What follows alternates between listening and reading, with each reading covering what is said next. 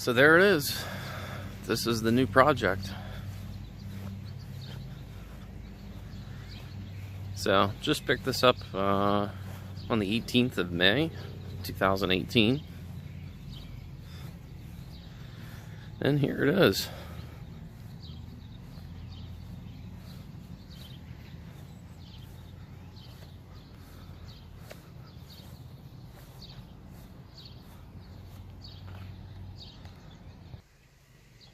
So I've been in love with the S550 pretty much since the very first time I set eyes on one, but unfortunately I had a 2013 Mustang V6 Premium, which I owed quite a bit of money on at the time when the 2015s came out.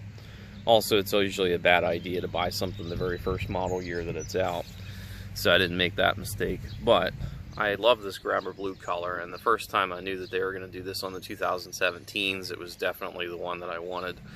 But unfortunately, fast forward 2018, here we are. They don't make this color anymore. In fact, this is the only year that they actually made this color. So I had to look for 2017. So I've kind of had the shits of my old car for the past couple months. So I decided that I wanted to make the leap to the S550. And I've been searching on cars.com, eBay, most of the online car sites that are out there to buy cars, and most of these were popping up in Florida, which is about 900 miles away from me. And I even had thoughts that maybe I would just go down there and try to pick it up and bring it back.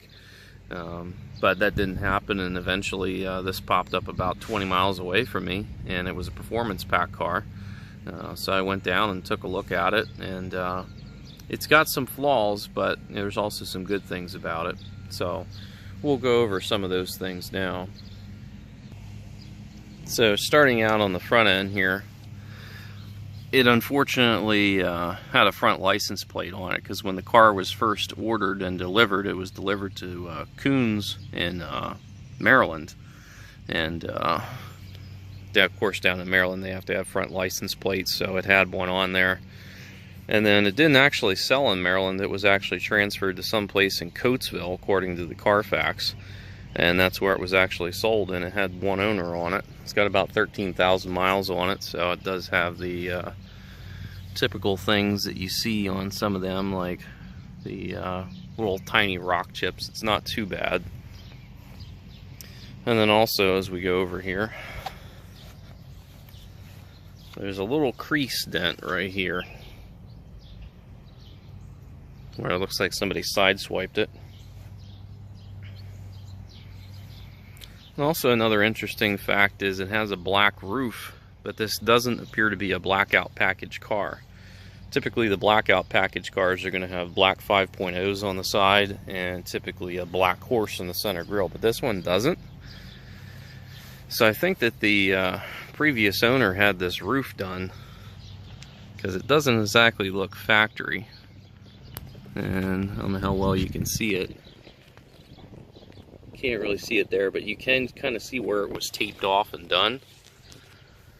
So I don't think that's original, but I kind of see what they were going for with it.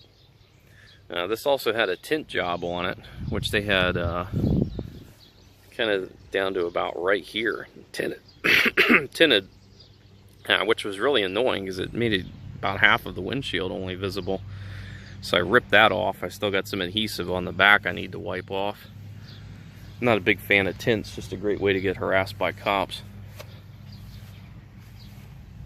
And the back part's tinted here, and the back window is really tinted, which I want to remove that off of there because I can't really see out the rear window.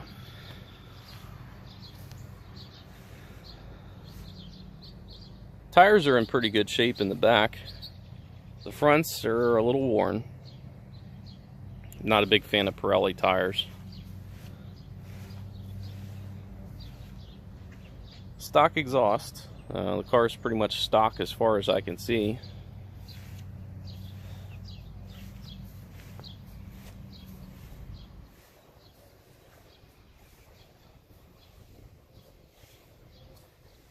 And then as we get up front here is where some of the other problems are.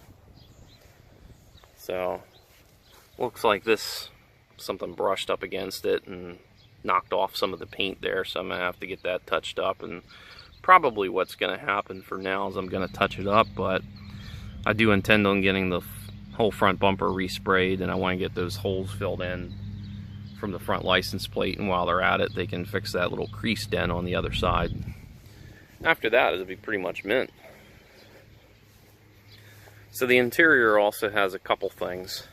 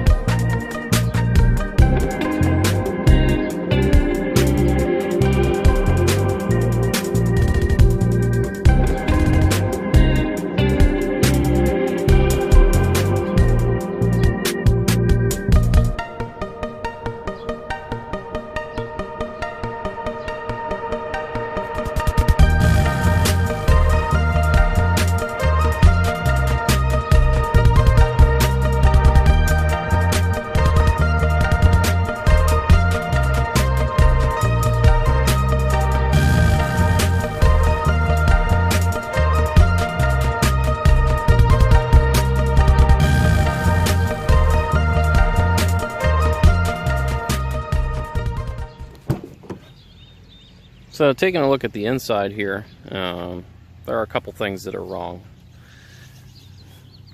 Mainly along the top here, can't really see it, but there are some little nicks and things in there. Also along the bottom, this part here is really scraped up. It looks like when they just got out of the car, they just decided to kick the door rather than open it. And I don't seem to have a way of getting those out of there, so I might need two new door panels, because the other side is pretty much the same way. The other side has some other flaws with it, which we'll take a look at here. Also, the kick panel here has some scraping there. That's actually not too bad. This is a little worse. So I want to see if I can go to Ford and get this piece of plastic here and swap that out. It has the original floor mats. The carpets are relatively good. This is a little bit dirty right now because of all the grass everywhere. Seat leather was in good shape.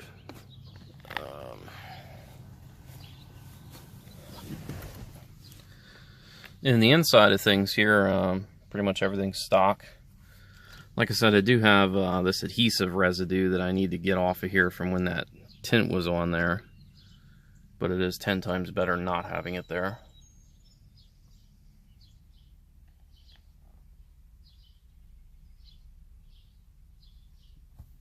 And if you take a look in the rear view here,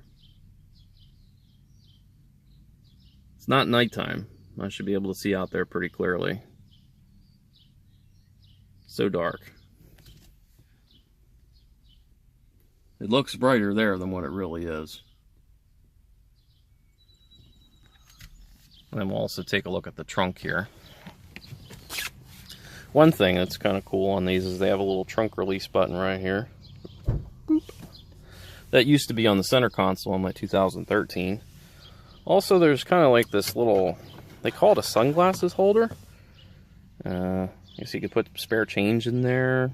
For you folks into firearms, it's like excellent magazine storage. Kind of scary. You know, for some people, they like to hide their illegal drugs someplace. You know, there you go. Ugh, I'll just put more grass in there.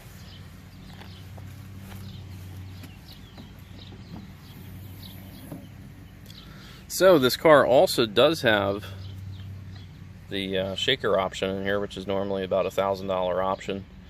Speaking of options, there wasn't many that this car didn't have. So it does look like it's pretty much a fully loaded car. It does have the factory nav. Also has the blind spot monitoring. And it either had the anti-theft lug nuts,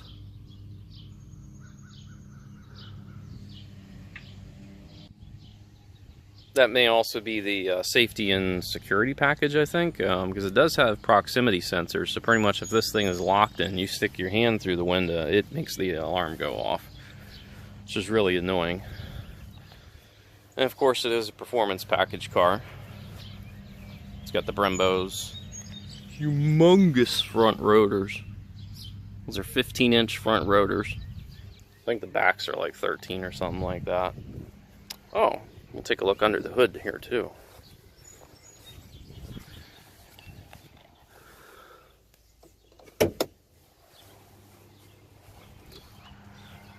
But again, going back to the options, I think it's just, I'm still trying to get a hold of some place that, based on the VIN number, I can...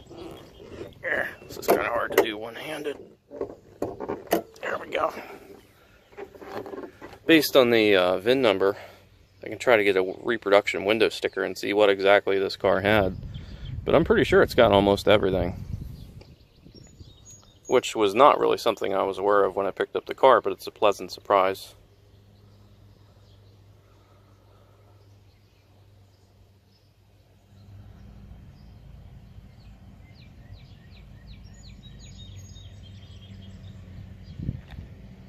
And someone's calling me right now. That's kind of annoying.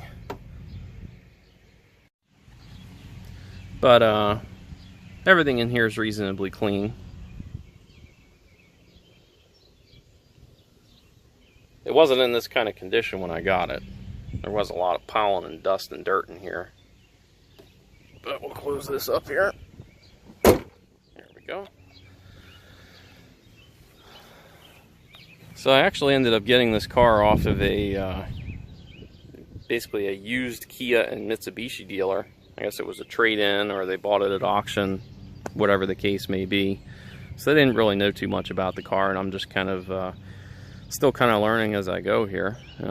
I did have an issue actually on day 2 with the check engine light, and we'll go over that a little bit later here, and what went on with that. But long story short, that's fixed. It had about a 5-day stay at the dealer, and I was stuck driving a loaner for that time, which was definitely not a Mustang.